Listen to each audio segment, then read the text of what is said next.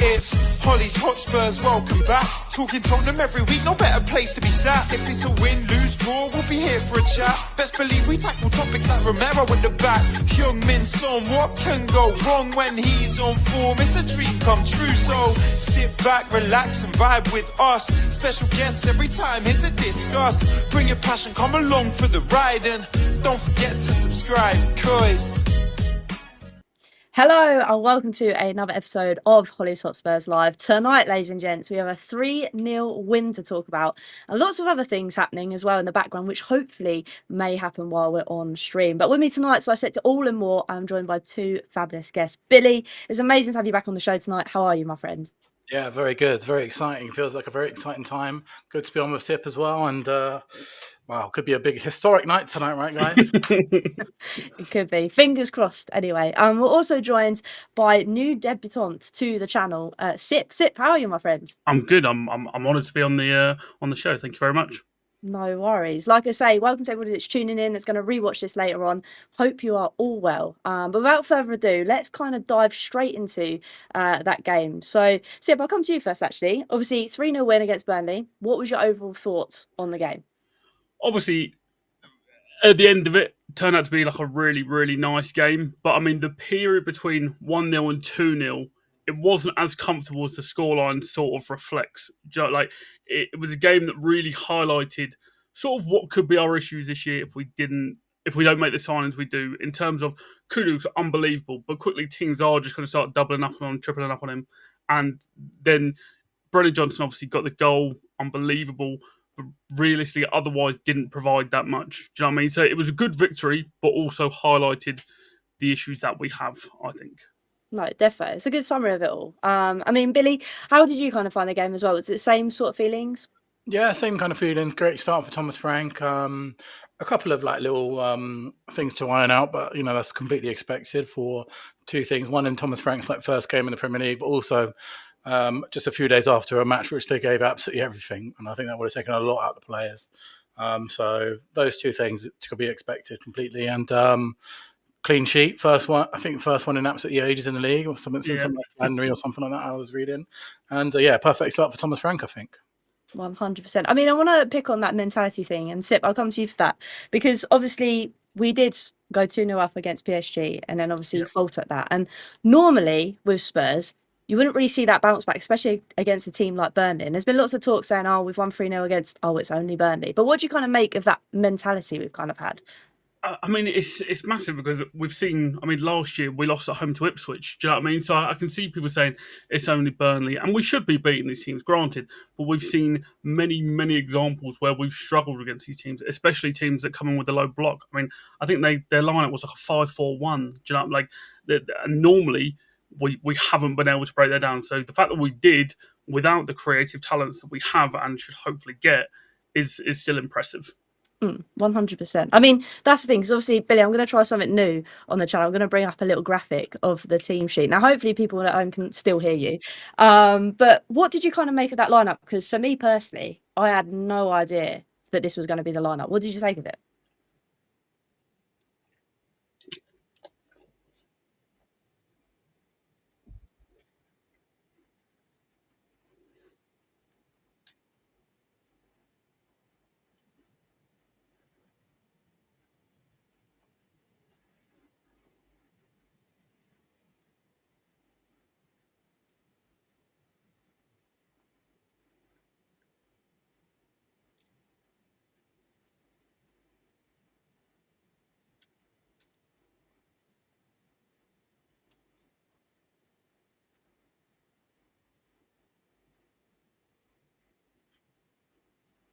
Let's stick with them because obviously, like Billy mentions, it was a big call for Frank to put them in straight into this game. Are you on the same impression, like they kind of earned that right to be there? Or is it more because of who we were playing, we needed some more engines in that midfield? Because Sarr is just literally backwards and forwards like a yo-yo, isn't he?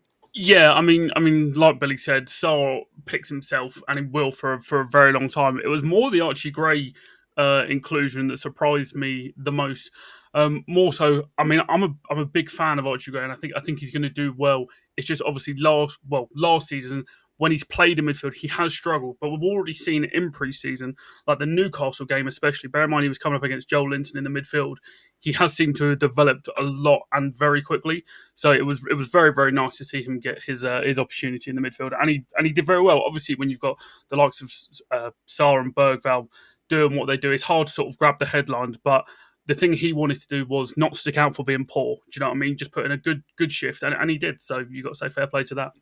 100%. I think that's the props. I think obviously we've got those other kind of players at disposal, Billy, with obviously Polina coming in. It just adds another kind of level to the squad that Frank now gets to play with. Yeah, it does, and it's going to be increasingly important when we start playing the Champions League. I think everyone's been worried about our depth, since pretty much I can remember being a Tottenham fan. That's been a key issue for all of us. But we're starting to look like we've got some good options there for sure. I think Panini will generally move his way into the team as a starter. As the PSG game showed that he was phenomenal in that game. But Archie Gray, what a great player to learn from. Still getting plenty of minutes, and I think the rest will sort of we'll certainly rotate among each other, but it's just good to have some depth. I guess the only other question, and it was roundly proven in the actual game, was whether Richarlison or Solanke will start. But I don't think that's much more of a question at the moment, is it? No, I don't think so, because we'll get onto that kind of goal now, because we did have some early chances early on with Bergvall within like the first 50 seconds. But obviously that Richarlison goal within 10 minutes, what did you make of it? Break it down for us. The funny thing is, even if you take away that second goal, the first goal was a really difficult finish and one really good, underrated goal, isn't it? And that's if that game finished without that goal, I'd been going, my God, what a goal that was, because it's not. I mean, it feels like last season our chance creation just wasn't there for him or Solanke. I mean, Solanke, I think, had a really good season, but a lot of his work was just pressing. The chance creation was actually poor. I mean, I remember when we played Forest at home, we suddenly started crossing the ball in, and Richarlison had about 4 or 5 headers that was suddenly available to him. But Richarlison, with that finish, without the second one, it was still such a good finish. And then he obviously goes and tops with the second one. I mean, the Kudus touch to take it away, there's not much more you need to say than that. It was unbelievable. No, it was really good. And I think that's the biggest thing for me, Billy, because I know we'll get on to Kudus, but the fact that we're getting crosses into the box, not just from Kudus, but from Pedro Porro, even at times from Johnson at times, which also blow my mind. But is that something that Frank's obviously drilling into players that actually get the ball into the box early? Let's utilise Solanke and Richarlison. Yeah, definitely, because they're actually both excellent in the air, both of them. I think Solanke scored the most headers when he in the season before that he came with us at Bournemouth, and then Richarlison is fantastic in the air too. And Postecoglou, while he liked to sort of go out wide a lot, he was more about the cutback rather than a cross. I think Frank's going to be a lot more direct, and when you've got Kudus on one side who can do that, I think it'll be excellent. I think the only sort of thing which I would look for going forward is maybe if we have a bit more of that on the left as well. But I think that's hopefully what we're going to look to add on the transfer market soon. But yeah, I think we're going to be a lot more direct under Frank, and that prove that it works. Richarlison, a fantastic header. I know he didn't score a header in this game, but I think you've got to play to our striker's strength. But I was I think a big question mark over all of us was sort of thinking, is Frank going to be really boring to watch, or is it going to be more boring in comparison with Ange? But I quite enjoy the way that we're very direct. We're always trying to score goals under Frank, and it's kind of a little bit more simpler, but it looks like it could be even more effective. I think that's the thing as well, because there's so many different ways we can kind of play now. No disrespect to Ange, because like I said, he brought us the biggest memory I've had in a very long time. But for me, it's like, yeah, okay, we'll do a long throw. Let's see what happens. Let's get it into the box. We've got big enough players to get ahead on the things. Is that something you're looking forward to under Frank too? I mean, absolutely. Already in let's take the Arsenal game, for example, we were suddenly a threat from set pieces, which despite having what I feel is quite a tall team, we haven't seemed to really be any sort of threat from set pieces for like quite some time. And to already see, I know people are going to make the Stoke like comparisons and jokes and things like that, but like Thomas Frank says, it's about having different skills in your artillery that you can use as and when. So not only offensively, but also being a lot more stable defensively is much more exciting to watch, because it doesn't feel like we're going to concede every time we lose the ball at the moment. Obviously early days, but that's how it feels for now. No, I get you, and that's 100%. I think, like we said, I mean, here, Romeo said, obviously, now Frank playing counter with top level 6 players, and Andrew's playing PSG football, Stoke City level players. I mean, I kind of get it to an extent. I can feel that there's a bit more structure now under Frank. But obviously, talking about set pieces and stuff, Billy, there was something strange that I totally forgot was actually happening this season. And that was because the goalkeeper, the brother, held onto the ball for long for 8 seconds. What did you kind of make of us getting a corner instantly? Yeah, well, it's the first one in Premier League history, right? So yeah, I think it's a really good rule change. The only thing I would hope is that it's applied consistently in every game, because I believe there are some people like counting like 12 seconds in other Premier League games or whatever, and then there's a couple of ridiculous decisions over the weekend at all. But luckily ours wasn't affected too badly. I think it's a really, really good rule, because there is nothing more frustrated when you're trying to, and it's happened to us thousands of times over the years. You know, you can think about the times we used to play Ben Foster when he was playing for West Brom. I was going to say Ben Foster was my number one villain. I honestly think some of the goalkeepers would take up to 45 seconds on the ball. Like that's, yeah. You know, when they lie down on the ball, they get up. It's been killing the game. So it's a really welcome thing. I just hope it's applied consistently, because you know, I know you want to defend your goal or whatever. You want to defend a clean sheet, but you know, fans going to the match must want to see the ball in play. It's a really good rule, I think. Definitely. I think so as well. And I think the thing that did make me giggle, Sip, though, to flip it on its head, was obviously Pedro Porro took a long time to take a throw in. And I don't think we're ever going to kind of lose that kind of dark arts of the game. And I don't think we want to. But I think goalkeepers is the main source of place where we kind of lose minutes and time. Yeah, I mean, definitely. I mean, speaking of Ben Foster, he actually said on one of his podcasts that he did it deliberately. He knew what he was doing. He knew, like, you know, how long he can take. So obviously there's time wasting everywhere. But while the keepers are so protected and there's not really anything anyone can do, you can't be within a foot of them when they're taking a kick. Do you know what I mean? And things like this, so that they can't have their cake and eat it. Do you know what I mean? There's got to be something, especially with, you know, let's say the losing team on the day, they're just going to long it out even more. But you never, ever get that added time back, no matter how much it is.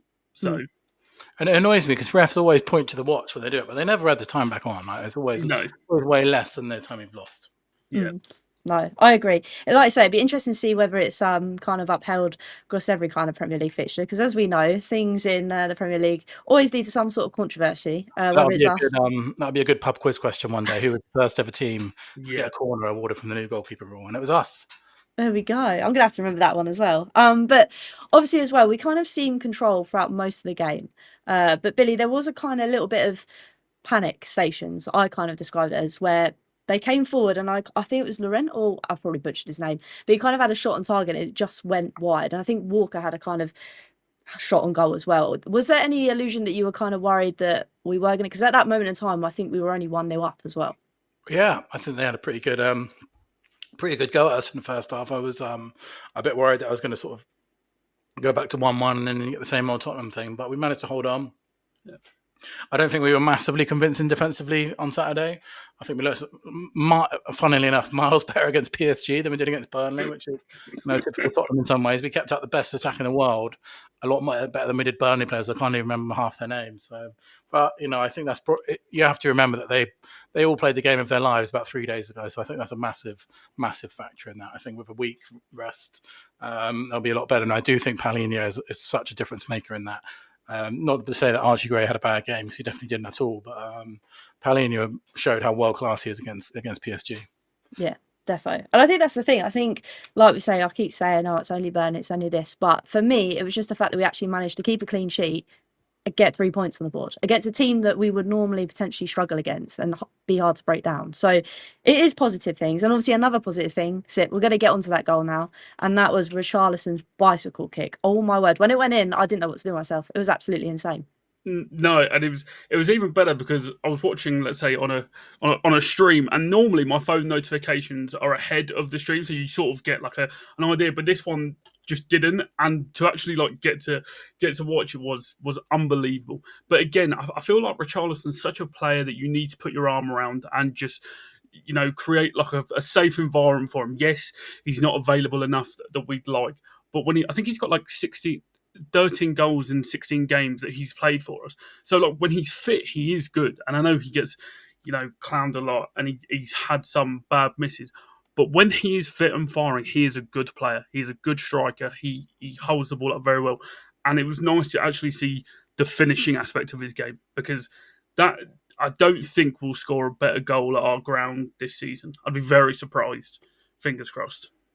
Yeah, I think we've pretty much done goal of the season already. But the mad stat is, I think I wrote it down, it was like 23 touches Billie had and 2 goals. I think Frank's kind of trying to say to him, we were talking about being direct all stream so far, but it's rather than thinking. I think when Richie thinks, it just doesn't work in his head. But when he's instinctively, boom, it goes in the back of the net. I completely agree with that, and it's a carbon copy of his goal in the World Cup, isn't it, as well? Like, he's got that in the locker. But just really happy for him, actually, because I would hold my hands up. I probably was on this podcast with you the other week, Hollie, when we were talking about this kind of stuff, and I thought I'd hold my hands up and say I think he should have been sold this summer, but completely turned it around in 2 games. I would say he's completely flipped on his head against PSG and now Burnley. And PSG, he was fantastic, I think. And now he scored 2 goals already, and there's almost no chance now that he will be sold. And I think you'll be looking really closely at sort of Frank's Brentford team, and particularly the way that Visser and Mbeumo played together. And I think people are starting to draw comparisons between that and Kudus. So I think Frank is really, really good at getting goals out of strikers and stuff. He showed it with Tony, Watkins. He showed it with Mbeumo, Visser. Mbeumo, going by what Burnley fans are sort of Brentford fans are saying, was a bit of a joke figure before Frank came, and now he's turned into one of the most lethal wingers in the Premier League. So I'm excited to see what he does with our players, who you'd imagine are slightly higher in like raw potential than the Brentford players even were. No, agreed. And that's the thing as well, because obviously those chances came apparent, because we were getting balls into the box from that man Kudus. What a signing. For me right now, obviously we'll talk about a potential someone else coming in a bit later on, but right now, right here, Kudus, I think for me, has been signing of the summer. He's certainly making a good claim for himself, and it was made even funnier that clip of the West Ham fans talking on their podcast a couple of days before, where they said like, "Oh, I've heard bad things about his pre-season. He hasn't looked very good." Well, I think we'd all comfortably say Barca, he's looked like our best player, and he's already got 2 assists in his first game. Like Tottenham have always had good wingers, like the Lennons, the Bales. They've always had good wingers, no matter how bad we've been. As soon as you get them, you're up. And he is genuinely that. And I pray to God that, we keep him fit, healthy, in the right place, because, my God, already he's some player. Billy, what have you kind of made of him? Because I know we spoke about last week about potentially, if we don't get a certain someone in, we might have to move him into the middle just to give Bergvall a bit of kind of respite sort of thing. After seeing what you've seen through pre-season and obviously against Burnley, how do you feel about Kudus? I'd also think you've got to include the PSG game as well, where I thought he was probably best player on the pitch. And that's when you're looking at 2 of the best, if not the best wingers in world football, in Kvaratskhelia and Barcola and Dembele. I think he was better than all 3 of them in this specific game, and he was unbelievable. Yeah, it's just been a crazy whirlwind start, really, I think. I can't remember a signing that's made this kind of impact so quickly since maybe Van der Vaart or something when he scored in his debut, and then yeah, it's really, really exciting. And to your question about moving them into the middle, I think one of the things that we've seen, work quite well, especially, I keep mentioning the PSG game, but it was an incredible performance. Sarr can play there pretty well as well. I thought Sarr was, if you're going to talk about the best player that we've had so far under the Frank reign, it's probably out of them too, probably neck and neck, Sarr and Kudus. So they've just both been fantastic, I think. Definitely. And I think the thing is as well, obviously with this game, the Burnley one, Sip, it was 5 chances and 2 assists, Kudus. So this kind of backs up how good and how much instant impact. That was most of the weekend in the league as well. Yeah, and that's his first game. Like he's like Ndombele with a better attitude. Do you know what I mean? Like in terms of their dribbling and like their ability. And I think Kudus, like I said, if he stays fit and healthy, he's so hard to get off the ball. He seems to have such like a low center of gravity, and like, I think there was that chance in the PSG game where he's just holding Nuno Mendes off the ball. Like he's backing into him, but he's just holding him off to the point that he wins a foul. And obviously that paired with our new set piece threat should hopefully be really, really good this season. Fingers crossed. Like I say, it just gives another kind of element to our game. And obviously it wouldn't be a Tottenham game without a Johnson goal, would it, Billy? No, and particularly a game where he does nothing else as well other than score. That's when you know it's a proper Johnson goal. Yeah, that's it. I mean, you can't say anything else at this point, can you? He plays and he scores, and there's nothing more to add really. That's just what he does, and he was pretty what's the word? Didn't really notice him much at all throughout the game. Didn't really do anything, but he scored, and it was a good, decent. It wasn't his back post finish; it was a good one-on-one finish. So, yeah, I can't possibly criticize this guy just because he scores so much. He does the one thing which you're supposed to do as a team. He does it all the time. So, hats off to him.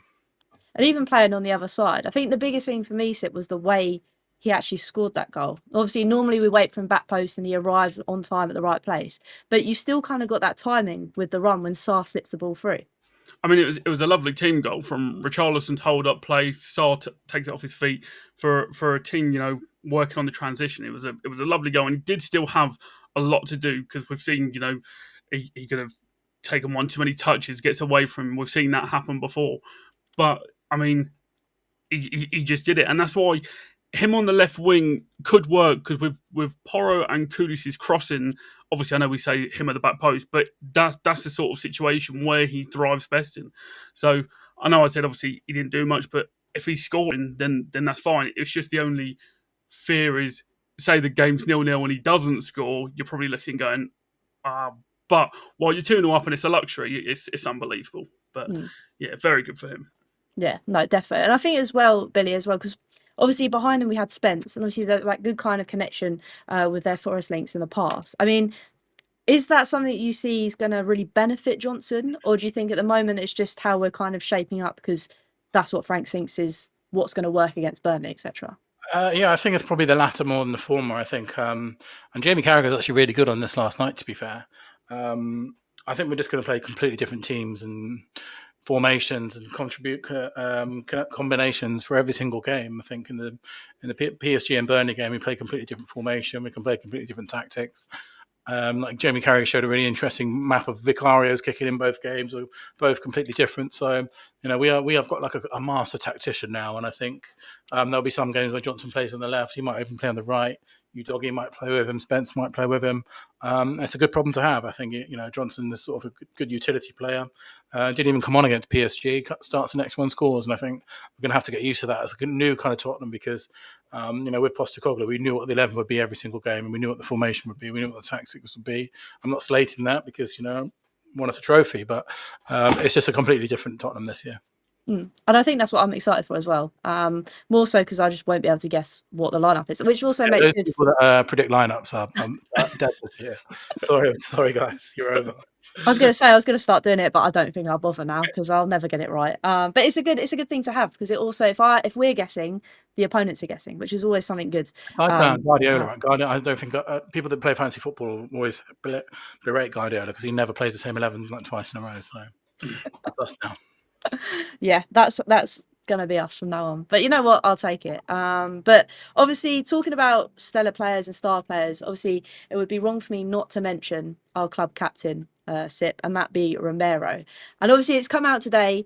Yesterday. Sorry, now I think I'm still in Monday mode. That he has obviously signed a new long-term deal with the club. So, how are you feeling about our club captain signing on that long deal? I mean, it's probably our best bit of business we'll do this summer. I know Kudus and Eze could be good, but keeping him is massive. And the fact that it came from absolute nowhere, like obviously there was question marks when he was given the armband. You can't give someone who's going to leave the armband, but he was the only right leader.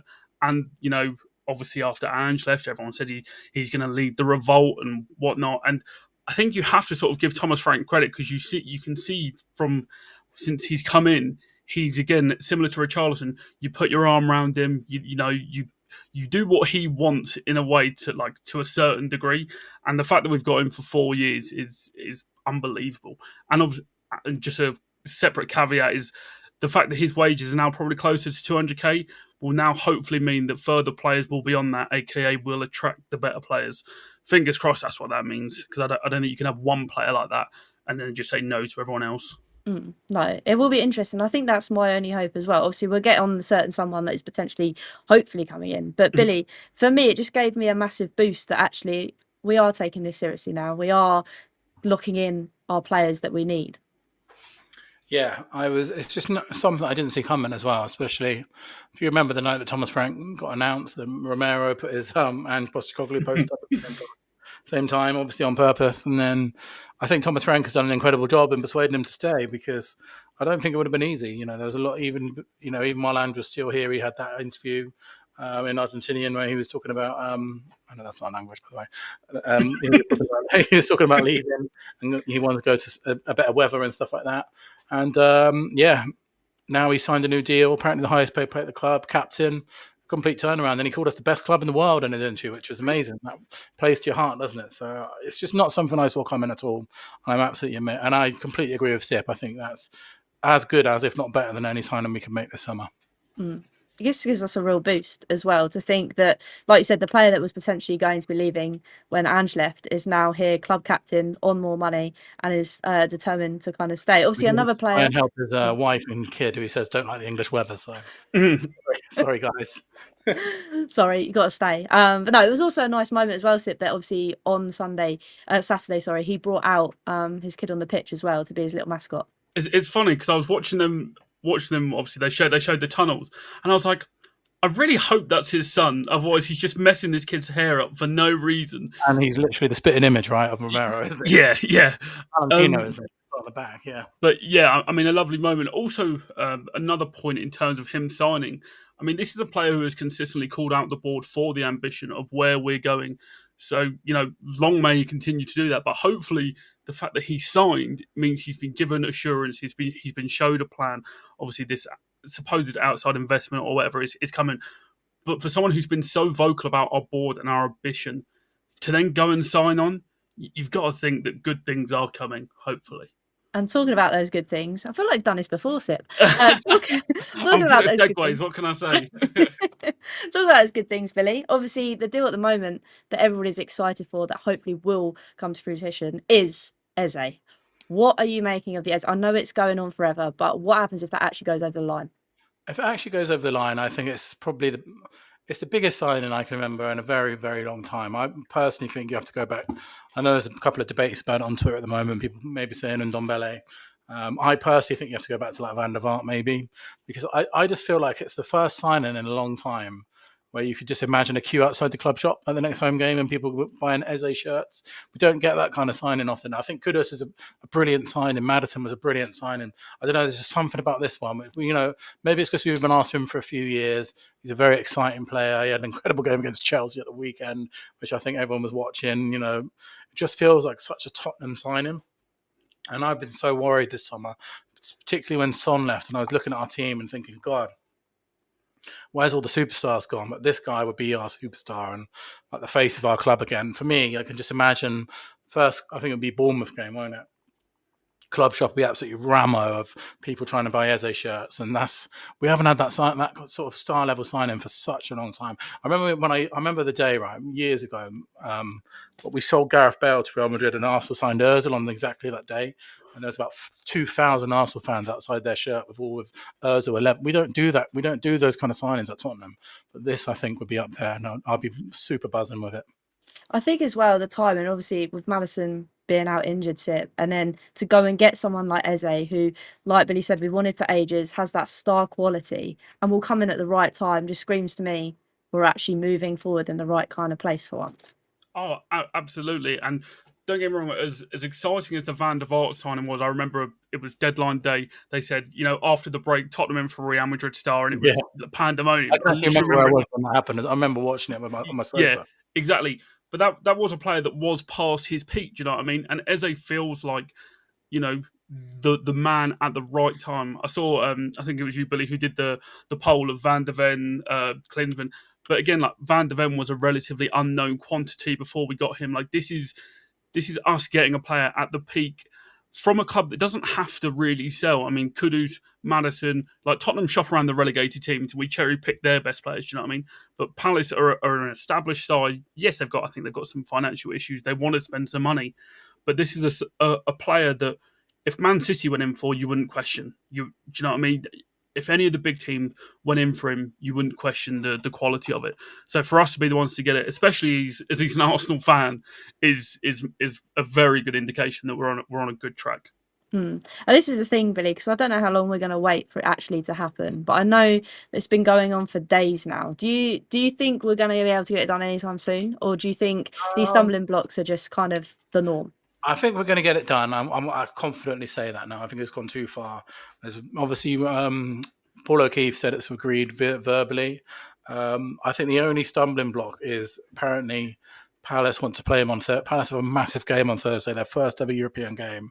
They're playing a team. I'm not sure why they're so worried about it. I think famous last words, but this team that they're playing against, Fredrikstrand, I think their name is, are absolutely. I think they were one in professional 5 years ago, and I think the occasion is probably getting to them because it's their first ever European game, and if they don't get into the conference, then that would be an absolute disaster. But I don't know if anyone watched Palace against Chelsea, but they're not going to have anything to worry about against this team. They'll probably be like 6 or 7-0 up, but they don't need Eze to do that. Maybe we can lend them a player just to help them if needed. Take Brian Hill for the night. Yeah, we'll give him Brian Hill. Solanke for one game or something like that. But they don't need Eze to beat this team, so I hope it gets done. I really want to see him line up against Man City at the weekend, and I'm confident it gets done. I think a lot of people were expecting it to be done today after that Paul O'Keefe tweet, but it looks like we might have a couple more days to wait. But as long as it gets done, it's an incredible signing. Preach, 100%. Obviously, there's another player that's been circling the rounds the last, say a couple of weeks, Sip, and that is Savinho. I mean, I know we were speaking before we came on there about the fact that if we get Eze, not that we won't be fussed that he didn't come, but more like it's probably going to be Eze over Savinho. Do you think we'll still get both?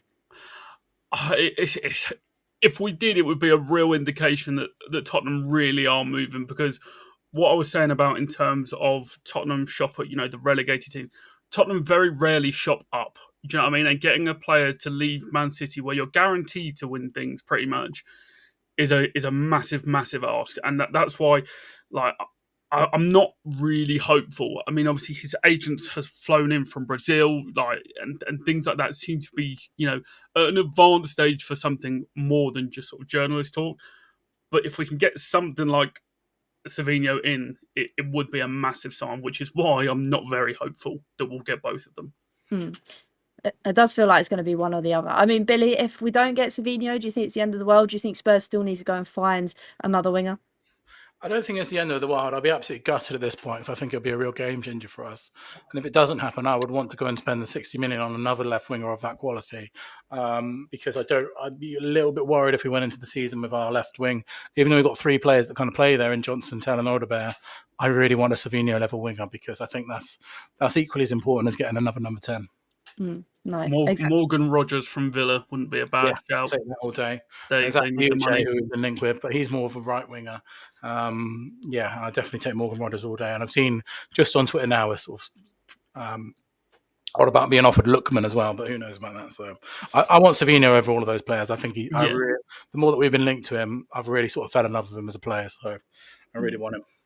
Hopefully we do manage to get both done, and hopefully it's soon that kind of comes through. But I'm kind of like, if we get Eze, fine. But like you say, that I feel like that left-hand side is going to be a lot weaker than the other side, just with the kind of personnel that we kind of have. But that being said, Johnson's already got a goal, so who knows? But obviously, let's move on away from obviously Burnley and transfers, and let's move over to City at the weekend, because obviously it's their first. I think it's their first time going. It's our first away game. So Sip, how do you kind of, first of all, see it kind of going down? I mean, it's interesting because you would imagine that he would go with the same sort of PSG system. Like, while the Burnley performance was good, this is the versatility and the difference that we've been asking for. So I can only really see the 5-back, which obviously worked against PSG, so you think should work against Man City. But it'll be interesting. That's the thing. Like we're saying, Guardiola's going to be in training this week going, I do not know what to set up for. I haven't got a Scooby. That's why I wasn't going to ask either of you how we're going to set up, because I don't think any of us know. But Billy, how do you kind of see it going down? Because obviously away game for us as well. How do you see it? Do you know what? If you would have asked me a couple of weeks ago, 10 days ago, I'd have been terrified by this game. But after PSG, I'm not saying I'm confident. They are such an incredible team. And it's funny, the weird thing about it is, I know we beat them 4-0 under Ange. I kind of feel like we'll probably be better equipped defensively to play them, and maybe not better offensively, but I think we're maybe to contain them. And that was when they were in a really poor run of form. I love that game so much. It was probably one of the highlights of the season. But I feel like now we've sort of maybe more have a plan for them defensively. So I think we'll go 5 at the back. I think we'll try. I think it'll be to be honest, I think it'll be, as Sip said, it'll be a very similar blueprint to the PSG game. Palhinha will probably start. We'll play 5 at the back, try and hit them with set pieces. Because City are a much taller team than PSG, though, which is a bit of a worry. And I do kind of think, like with City, a lot of people wrote them off because of last season. They were really poor last season. I think the worst ever league finish in Guardiola's history, lowest ever league points. But I would not be surprised if they were right up there with Liverpool this season. I don't think you can ever write off Pep Guardiola. And then obviously the first game against Wolves, they looked brilliant. So it's a little bit worrying. It's not a game that I would expect us to go there and win, even though we've had a good record against them lately. But this is obviously a new manager. We've got a new manager. They've got a completely new team. It's such a different ball game now compared to what it used to be, because I just feel like playing against Man City without Son is just weird, right? Like this is the Son team that we play against. This is his team. He scored so many goals against them on transition, and now we don't have him, and we don't have Kudus either, who's probably the second one you'd put there. So it'll be interesting to see. But I feel a bit more confident after that PSG game that maybe we'll be able to contain them and maybe nick a draw. It will be interesting, like you say. And obviously, now you've mentioned Sonny, I'm going to start welling up again, because it is such a weird feeling. But Sip, hopefully Richie can either score or score a worldie again. Oh, doesn't matter if it's a 1 yard tap in. I'll take it. On the going there without some point. This is a real football cliche, but it feels weird. We're playing there at 12:30. Like Etihad away is an 8 p.m. kickoff or late in the day. The fact that we're going to go there during daylight doesn't feel right, because all the Champions League nights and all the big games we remember have been in the evening. Not going to be a massive point, but yeah. But I mean, Richarlison, it's all there for him. Do you know what I mean? The system will create chances for him. I mean, that shot he had against PSG, I don't think I've seen him take a shot like that since he's joined us. But that just shows the confidence that he's playing with. So, like I said, worldie or a 1 yard tap-in, I don't mind. Just one of them, please. Or 2. And it is interesting you mentioned, obviously, that 12:30 kickoff, Billy, because, we always talk about it being, like, not a jinx, but do you know what I mean? It is weird, like Sip says, to go up there at lunchtime. Yeah, and I don't know. Yeah, it can kind of go one of two ways, can't it? Like, it can be good for the away team because the home atmosphere is probably not very good, or it can just be Tottenham historically are terrible in 12:30s. Like, well, it's not something we've been good at. I think that'll probably be different under Frank, though. That'll be something, because Frank is all about getting every single inch of kind of advantage over every single point, whereas under Ange and lots of other Tottenham managers, we are very slow starting. So I think it'll be interesting to see the way it happens. I think usually the 12:30s on a Saturday, the atmosphere isn't great, which probably helps us. But then Man City are just one of those teams that it doesn't really matter what time you play them; they're always going to be, have 70% of the ball and dangerous. So it'll be interesting to see what happens. It will be, and I think that's the thing as well. I wasn't going to do this. I know Billy kind of already sort of given me a score prediction, but I think I'm going to start it this season. I think I'm going to be asking for score predictions. So, Sip, go on in. What's your score prediction? Like Billy said, I'm not like confident we'll win, but I just have this newfound confidence that we won't lose. Do you know what I mean? Which we didn't have last year much. I'll bite your hand off for a 1-1. That's what I'll go with. Go for it. Nice. Go on then, Billy. I know you said a draw. Are you going any higher? I thought you were going to say the same as me. Very similar. I'm going to go 2-2. 2. Nice. Which I would take all day. I think that'd be brilliant going into a run of pretty decent home games of Bournemouth and West Ham. So that'd be, if we can get out there with a draw, that'd be decent. That would tee us up nicely. But yeah, I guess that kind of wraps everything up tonight. I know it's been quite short and sweet, but I kind of like it the way it's flowed tonight. So it's been nice. I don't want to drag it out any longer than it kind of needs to be. So can I ask you guys for one prediction before we go then? Go on then. When are we going to get the Eze? Here we go. I think that's harder than the score prediction. Yeah. I'm going to say, what day is it today? I'm going to say Friday morning. That'll be my prediction. If I have to wait till Friday morning for this Here We Go, you're going to find me dangling off the skywalk. The Here We Go, I'll go 11 a.m. tomorrow. Official announcement Friday. Because they're going to want to do a big video. Do you know what I mean? Rather than just showing him in the shirt, which would be enough, they're going to do a big sort of reveal. So that's my prediction. I'm going to go Thursday at 6. Right, let's see. Yeah. As long as it happens before the weekend, then it's all good, isn't it? Yeah. So, As long as it happens before Friday, so he gets to play on Saturday. Be all right. there we go. Yeah, we're in for an exciting kind of end of the week, and then to tee it off with the game on Saturday. But it's been lovely tonight to obviously dissect that win, talk about transfers, and obviously preview the next game. We'll go around the table and say our goodbye. So, Billy, where can everybody find you doing your thing? Yeah, Billie T on Twitter and TikTok as well. Make sure you follow Sip on TikTok and Twitter as well. It's a great follow and great to be on Sip. And feels like they've done it millions of times for some reason. It just worked really well. And Hollie, thank you as always. Look forward across the season. That's twice in a row now. And obviously the first one was a pre-season one, but we've come on after a win. So been nice. There we go. It must be the new season, Billy. That's what it is. Thomas Frank vibes. But no, thank you so much, Billy. And also, Sip, like I say, amazing first time on the show. Where can everybody find you doing your thing? Thank you for having me. Sip Spurs on TikTok, KSip on Twitter with 2 Ps. I need to just sync everything up so it's the same username, so it's easy. But yeah, Sip Spurs is the TikTok where I've been pumping out the majority of my content. So would appreciate any sort of love there. That'd be great. And thank you for having me. It's been very, very fun. No, thank you. Like I said, it was short and sweet tonight, but I kind of felt it flowed all right. And I thought there's no point dragging it out for what we need to. But hopefully we get that Eze signed on the dotted line and maybe potentially Savinho, because that would be lovely. But like I say, Hollie's Hotspurs is back next Monday instead of Tuesday next week. So keep your eyes peeled for that one. Hopefully we'll be talking about, obviously, Eze coming in and beating City, or hopefully drawing City, hopefully not losing. But like I say, like we always say, until next time, come on, you Spurs.